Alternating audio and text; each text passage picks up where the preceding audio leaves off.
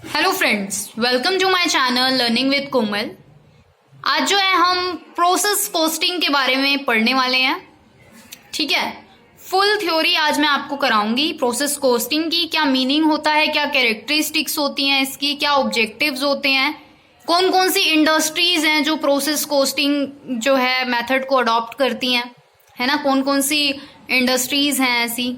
ठीक है, और स्टार्ट करने से पहले अगर आपने मेरे चैनल को सब्सक्राइब नहीं किया है तो उसे सब्सक्राइब कर दीजिए और बेल बटन ज़रूर प्रेस कीजिएगा ताकि मेरी अपकमिंग वीडियोस भी आपको मिल पाए। So friends, let's start. तो सबसे पहले हम मीनिंग के बारे में आज हम बात करेंगे कि क्या मीनिंग होता है प्रोसेस कोस्टिंग का। तो जैसा कि दे रखा है कि process costing is the method, एक मेथड होता है ये। ठीक है, in which cost of a product is determined, जिसमें जो है प्रोडक्ट की कॉस्ट को डिटरमाइन किया जाता है। ठीक है, कि प्रोडक्ट की जो भी कॉस्ट आ रही है, हमें कितनी लागत आ रही है, वो हम डिटरमाइन करते हैं। किस बेस पर? On the basis of different levels of production. कहने का ये मतलब है कि प्रोडक्शन के डिफरेंट डिफरेंट लेवल्स होते हैं, कि एक जो प्रोडक्ट है वो कई लेवल से होकर गुजरता है। ठीक है, तो डिफरेंट लेवल्स पर क्या क्या उसकी कॉस्ट आ रही है वो हम डिटरमाइन करते हैं प्रोसेस कोस्टिंग के द्वारा। तो ये एक ऐसा मेथड है। ठीक है, generally most of the products are not completed by a single process. मतलब बहुत से ऐसे प्रोडक्ट हैं, जनरली ज्यादातर जितने भी प्रोडक्ट है ना, वो एक सिंगल प्रोसेस के द्वारा कंप्लीट नहीं होते कि भाई एक प्रोसेस किया और वो प्रोडक्ट बनकर तैयार हो गया। ऐसा नहीं होता, उसमें काफी सारी जो है लेवल्स आते हैं। ठीक है, काफी सारे प्रोसेस से होकर एक प्रोडक्ट को गुजरना पड़ता है। हाउएवर वर्किंग इज फॉरवर्डेड, तो जो काम है वो लगातार आगे आगे आगे आगे जो चलता रहता है, फॉरवर्ड होता रहता है वो प्रोडक्ट थ्रू मैनी स्टेजेस। काफी सारे स्टेजेस आते हैं बीच में उस प्रोडक्ट के, कि पहले वो फर्स्ट स्टेज पे बनेगा, फिर सेकंड स्टेज पे ये होगा, उसके साथ थर्ड स्टेज पे ऐसे होगा, है ना। और in order to make them saleable, जैसे ताकि जो है हम उसे सेल कर सकें। अगर मैं आपको उसका एग्जाम्पल दूं तो जैसे चीनी मान लो आप, शुगर। तो सबसे पहले जो है शुगर केन जो है वो क्रॉप से होकर आता है। ठीक है, वो लिया, उसके बाद जो भी है उसकी आई थिंक काटते हैं उसको, उसके बाद उसका शायद गुड़ बनाते हैं, है ना। और फिर जो है शुगर रिफाइनरी में जो है उसकी शुगर बनती है। तो ऐसे ही काफी सारे प्रोसेस से होकर जो है एक शुगर गुजरती है और वो शुगर बनती है, शुगर केन से शुगर बनती है। ठीक है, तो ये जस्ट वैसा ही एग्जांपल है प्रोसेस कोस्टिंग का ही।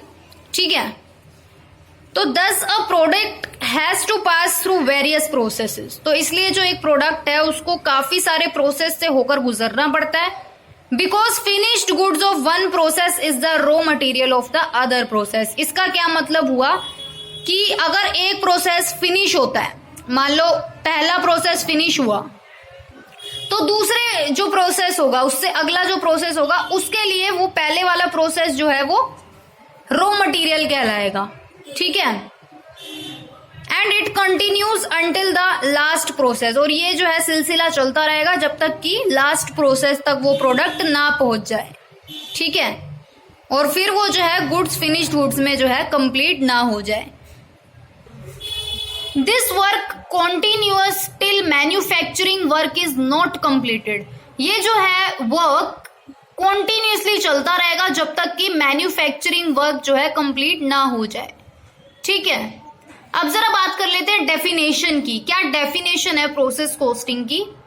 तो अकॉर्डिंग टू ICMA लंदन, तो इसके अनुसार जो है process costing is that form of operating costing which applies where standardized goods are produced. इसका क्या मतलब हुआ कि प्रोसेस कोस्टिंग जो है वो ऑपरेटिंग कोस्ट की वो फॉर्म होती है जो कि अप्लाई होती है कहां पर?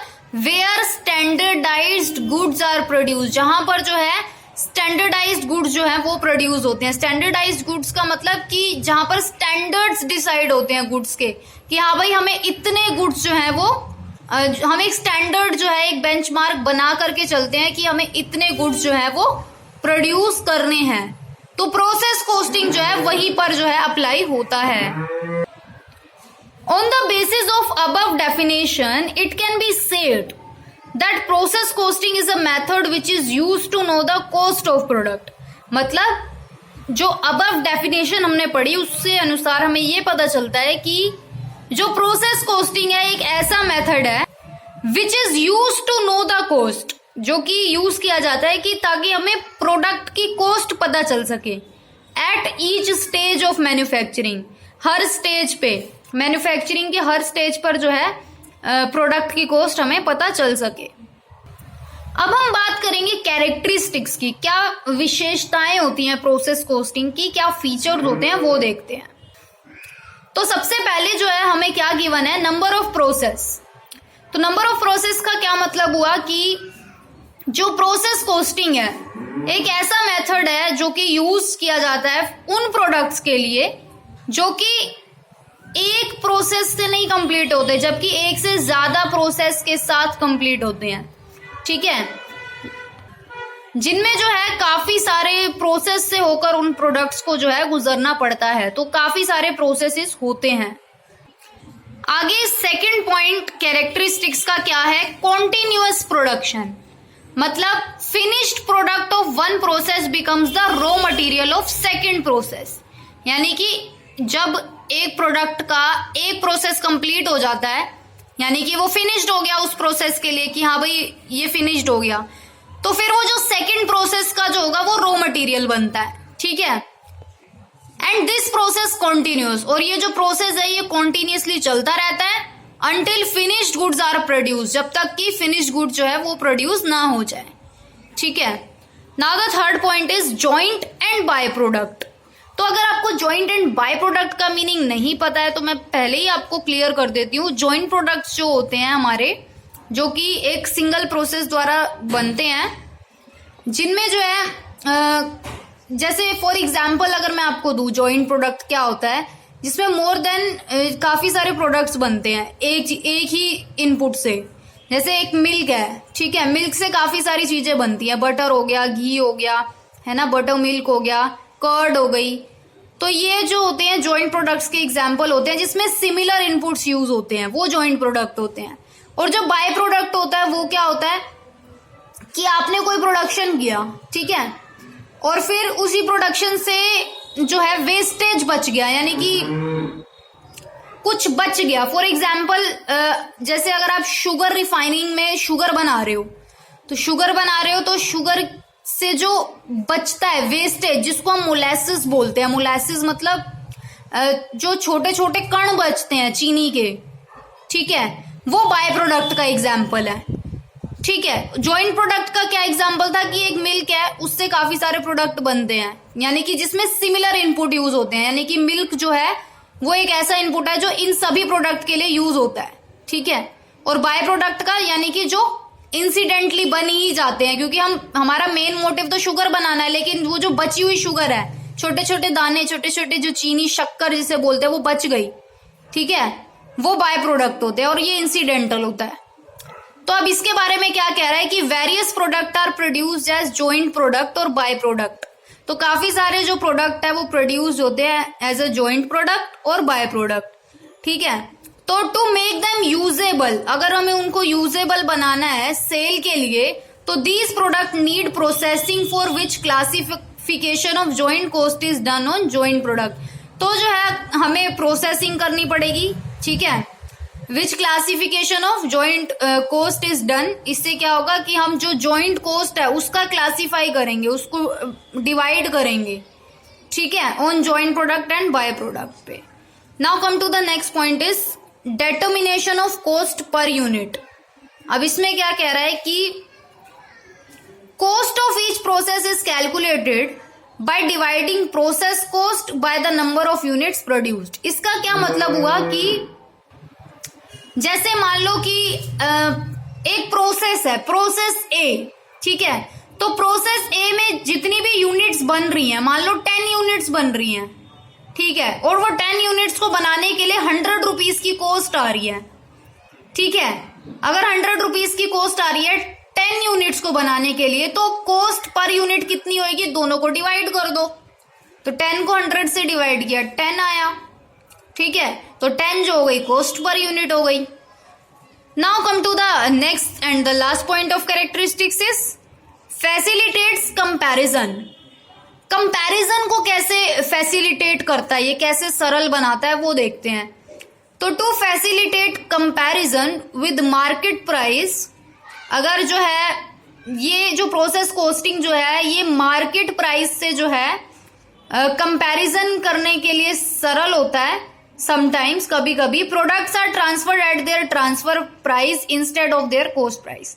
कहने का ये मतलब है कभी कभी क्या होता है कि जो प्रोडक्ट है वो ट्रांसफर हो गए उनके ट्रांसफर प्राइस पर, जबकि होने चाहिए थे कॉस्ट प्राइस पर।